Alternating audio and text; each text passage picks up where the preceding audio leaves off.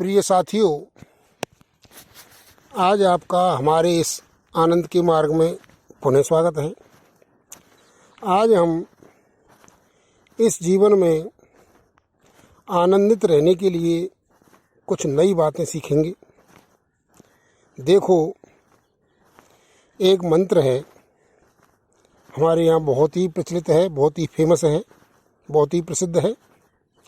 वो है सर्वे भवन्तु सुखिनः, सर्वे सन्तु निरामया, सर्वे भद्राणि पश्यन्तु, माँ कश्चित् दुख भाग भवेत्। इसका जो शाब्दिक अर्थ होता है वो ये होता है कि संसार के सभी लोग सुखी रहें। सर्वे भवन्तु सुखिनः यानी सभी सुखी हों। सर्वे सन्तु निरामया अर्थात सभी निरोगी रहें। सर्वे भद्राणि पश्यन्तु अर्थात सभी का कल्याण हो। माँ कश्चित् दुख भाग भवेत् किसी को दुख का भागी नहीं बनना पड़े, अर्थात कोई भी दुखी न रहे, किसी को थोड़ा भी कष्ट न हो, सब सुखी रहें, सब निरोगी रहें, सभी का कल्याण हो। इस मंत्र का ये भाव है। लेकिन इस मंत्र को मैंने इस युग में आनंदित रहने के लिए एक दूसरी ही तरह से अर्थ में लिया है, और वो एक विशेष प्रयोजन से जुड़ा हुआ है। उस पर हम आज विचार करेंगे और देखेंगे कि हमें किस प्रकार से ये मंत्र आनंद देता है।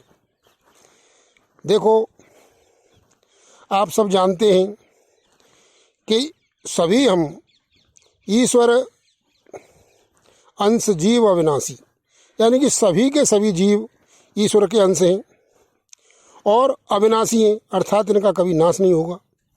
और चेतन अमल सहज सुख राशि, इसका क्या स्वरूप है कि ये चेतन है, यानी ज्ञान स्वरूप है।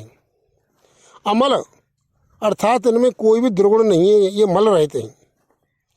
और इनका स्वरूप सहज ही सुख स्वरूप है। बताओ, ऐसे सभी जीव हैं।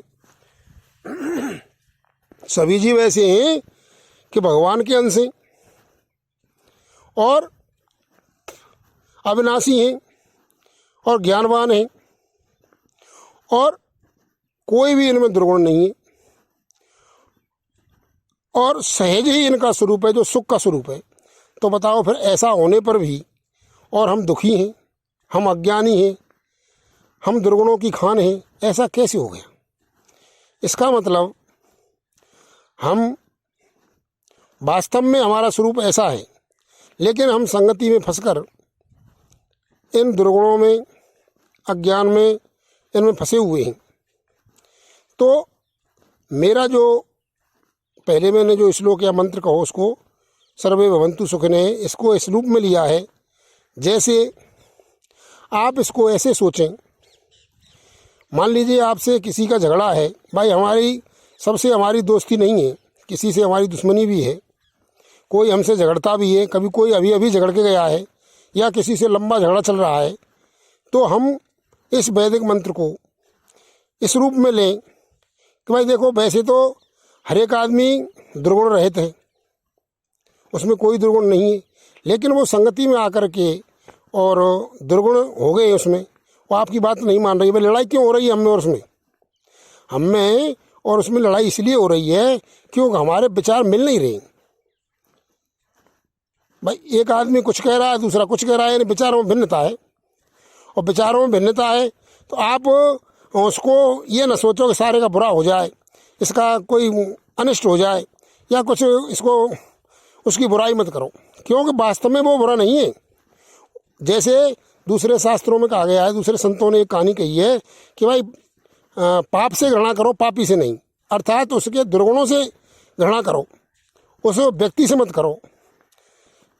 बात समझ में आ रही है? इसीलिए सबके लिए, और विशेषकर जिनसे हमारी झगड़ा है, जिनसे हमारी दुश्मनी है, जो हमसे लड़ रहा है, अभी लड़ के गया या लड़ता आ रहा है, उसी के रूप में इसको बोलो, सर्वे भवन्तु सुखिनः, यानी ये सभी सुखी हों, और विशेषकर जो मेरे दुश्मन हैं, जो मेरे से लड़ते हैं, वे भी सुखी हों। सर्वे भद्राणि सर्वे भवन्तु सुखिनः सर्वे सन्तु निरामया। अब यह निरामया का अर्थ क्या है कि जो माया है इससे जिस पर दुर्गुणों हावी हुए हैं वो इसके छूट जाएं। वहाँ तो इसका वास्तव में अर्थ दिया है, शब्द अर्थ दिया है कि वो निरोगी हो, लेकिन मैं इस रूप में लेता हूँ कि आप ये सोचें कि इस पर जो भाई वैसे तो अमल है, ये चेतन अमल सहज सुख राशि है, लेकिन इस पर जो माया का इस पर जो पर्दा पड़ गया है उसकी वजह से ये दुर्गुणों में फंस गया है, तो इसकी माया छूट जाए। सर्वे भवन्तु सुखिनः यानी सभी सुखी हों, और विशेषकर जो मेरे दुश्मन हैं वे भी सुखी हों और उन पर से माया छूट जाए। सर्वे सन्तु निरामया, उनमें से माया हट जाए। सर्वे भद्राणि पश्यन्तु और वे भद्र हो जाएं, श्रेष्ठ हो जाएं, अर्थात वो दुर्गुण रहित हो जाएं। अब वे दुर्गुण रहित हो जाएंगे तो जिन दुर्गुणों की वजह से आपसे उनकी लड़ाई हो रही है तो वो तो अपने आप ही हट जाएगी।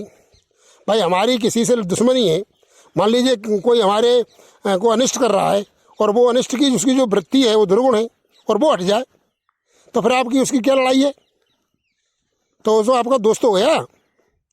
इसलिए जो भी आपसे दुश्मनी रखते हैं, आपसे बैर रखते हैं, आपसे शत्रुता रखते हैं, उनके प्रति इस मंत्र को इस तरह से गाएं, सर्वे भवन्तु सुखिनः, हे भगवान सभी सुखी हों और विशेषकर मेरे दुश्मन, मेरे शत्रु, मेरे से द्वेष रखने वाले सुखी हों, और उनमें जो दुर्गुण हैं वो माया की वजह से हैं। इसलिए सर्वे सन्तु निरामया, सभी निरामय हों, सभी माया रहित हों, लेकिन मेरे दुश्मन ज़्यादा माया रहित हों।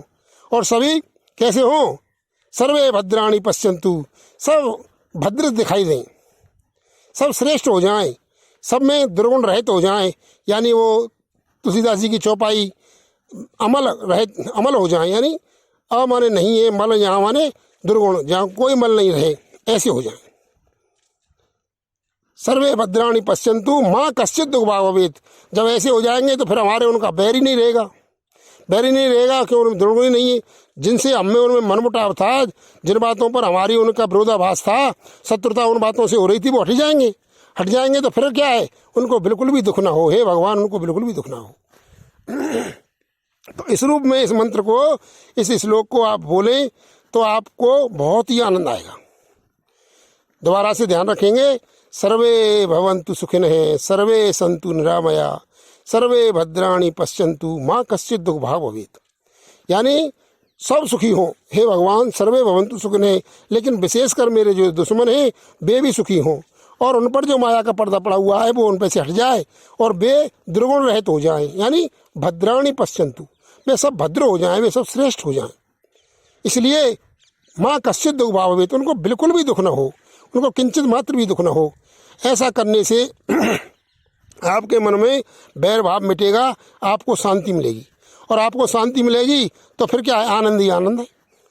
जहाँ संतुष्टि है वहाँ शांति है, नहीं तो जहाँ शत्रुता रखेगी तो हम उनका अनिष्ट करने की कोशिश करेंगे, और अनिष्ट किसी का भी बैर बुराई करेंगे, अनिष्ट करेंगे, तो शास्त्र कहते हैं कि उनके जो दुर्गुण हैं वो आप में बटेंगे। भाई हम जब किसी की बुराई करते हैं, किसी के दोषों का बखान करते हैं, तो उनके दुर्गुण हमें मिटते हैं और हमारे में बटते हैं, और जब किसी के पुण्यों की, किसी के भले काम की हम बढ़ाई करते हैं तो उनके जो पुण्य कर्म है वो भी हमारे पास बटते हैं, साथ बटते हैं। इसलिए इस मंत्र को अगर हम बोलें तो आपको आनंद आएगा। तो इसलिए मैं इस मंत्र को विशेष जोर दे रहा हूँ कि आज 7वें दिन 6 बात तो मैंने 6 पार्ट में बात बताई है, लेकिन मेन बात मेरी वही है, उसको मैं फिर दोबारा से बता देता हूँ कि बिगड़ी जन्म अनेक की सुधरे अवई आज होए राम का नाम जप तुलसी तज कुसुमाज। अर्थात होए राम का, भगवान के होकर के, और कुसुमाज को छोड़ करके, यानी जो भी बुरी बुरी आदतें हम में हैं उनको भगवान से प्रार्थना करने के लिए भगवान से प्रार्थना करते हुए उन्हें छोड़ें और भगवान के हो जाएं। मैं भगवान का हूँ, भगवान मेरे हैं, और भगवान के अलावा मेरा इस दुनिया में कोई नहीं है। मीरा जी की तरह कह दें कि मेरो तो गिरधर गोपाल दूसरों ना कोई। इस मंत्र को तो बिल्कुल ही खोपड़ी में रखें कि भाई संसार में हमारा कोई हो सकता नहीं है। क्यों? कि भाई ज़्यादा से ज़्यादा हम 100 साल से उनके साथ हैं और 100 साल तक ही रह सकेंगे। तो संसार चल रहा है, सरक रहा है, यहाँ किसी का साथ टिकता नहीं है। भाई जो 50 साल के हैं उन्हें पूछ लो, 60 साल के हैं कि उनके माता पिता कहाँ गए, कभी तो उनके बिना हमें चैन भी नहीं पड़ता था। आज वो नहीं है, कोई साथ दे सकता नहीं है संसार में कोई साथ देने वाला नहीं है। यहाँ तो सब चल रहे हैं, यानी संसार चल रहा है, अनित्य है, यानी इनके हमारे संबंध सदा रहने वाले नहीं है, सदा टिकाऊ नहीं है। एक भगवान का ही संबंध है जो हमसे सदा टिकाऊ है, और हम उसी पर आशा करें, उसी का आश्रय लें। भाई आश्रय तो उसी का लेना है जो हमेशा साथ रहे। अब इनका बेचारा वो कब तक साथ रहें, कब तक आश्रय लें? ये तो अनित्य है। अनित्य मतलब ये हमारे साथ सदा रहने वाले नहीं है। इसलिए हमें हमेशा भगवान का ही सहयोग प्राप्त करना है, उन्हीं को मानना है कि भाई तुम ही हमारे हो, क्योंकि वो ही हमेशा थे, हमें आज भी हैं और कल भी रहेंगे, यानी हमेशा तक रहेंगे।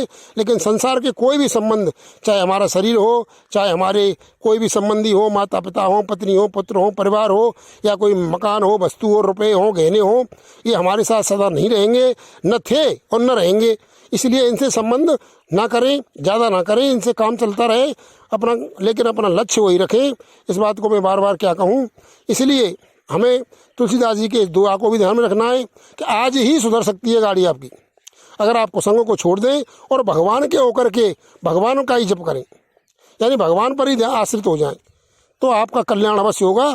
तो मेरा ये आज एक छोटा सा श्लोक कहो, इसे मंत्र कहो, ये इसको आप ध्यान में रखें कि जब भी कोई दुश्मनी हो, किसी से होती है सबकी, तो इस मंत्र को इस तरह से पेश करें कि भाई सबका कल्याण हो, और विशेषकर मेरे दुश्मनों का कल्याण हो, और उनके जो ऊपर माया का पर्दा रहा हुआ है जिससे वे दुर्गुण हो रहे हैं, यानी मेरे से जो विपरीत चल रहे हैं या शास्त्र विपरीत चल रहे हैं, उनकी जो भावनाएं शास्त्र सम्मत हो जाएं, वे दुर्गुण रहित हो जाएं, सज्जन हो जाएं, तो हमारी उसकी लड़ाई क्या है, फिर उनको कोई दुख न हो।